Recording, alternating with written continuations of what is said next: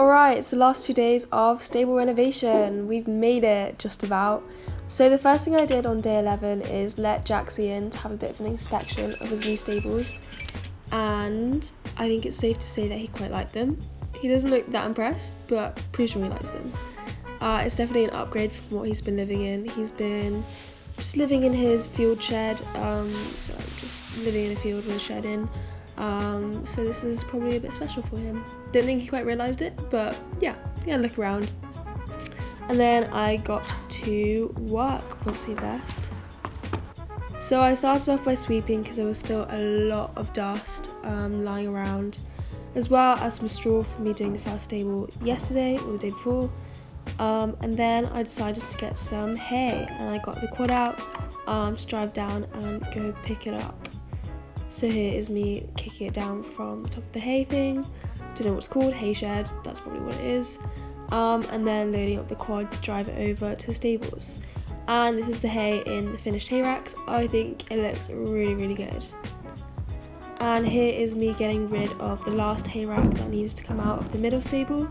It's just too old and rotten. And then I went to the junkyard and found this very cool, I think it was an old work top bench thing. So I scrubbed it down as much as I could. Here's a little speeded up version of me scrubbing it down. It was quite, not rotten, but just like weathered. So it was covered in like algae? I don't know what it is, just dirt, I guess.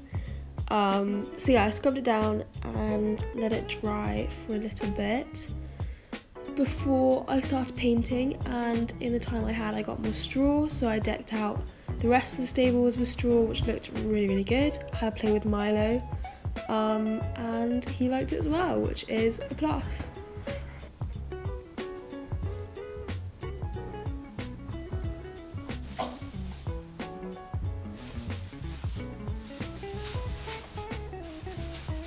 And then I got to painting. This again is obviously speeded up. I can't make my arms move that fast. And it should hopefully be dry for tomorrow, the final reveal.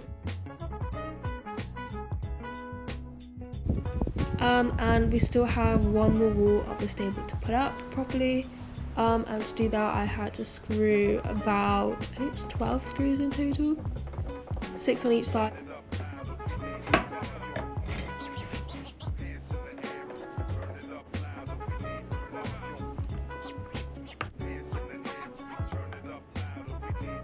This was towards the end of the day and it was getting a bit dark, so I decided to speed things up and get out my drill, which helped me. This is my second power tool I've used, so yeah, 2 power tools in 12 days is not bad.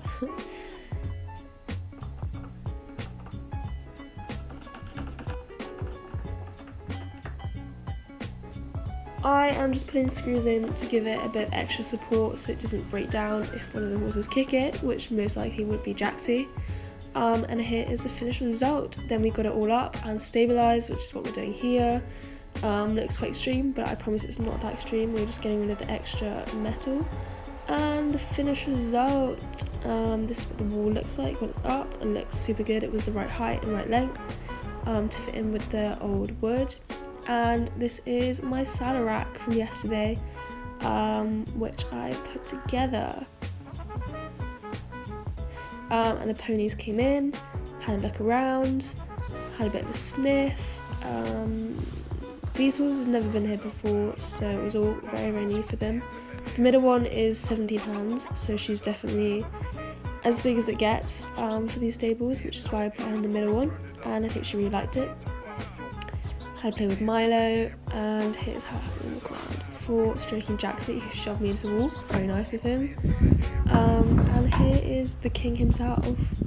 He then left, and that marks the end of my stable renovation this time around. There's still a lot to do, for example, the walls and a bit of maintenance, but this is the before and after pictures. As you can see, there has been a lot of change.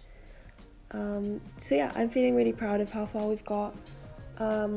Hopefully next time around I'll be able to do a bit more, and I've also obviously got the tack room to completely redo, so I am very, very excited.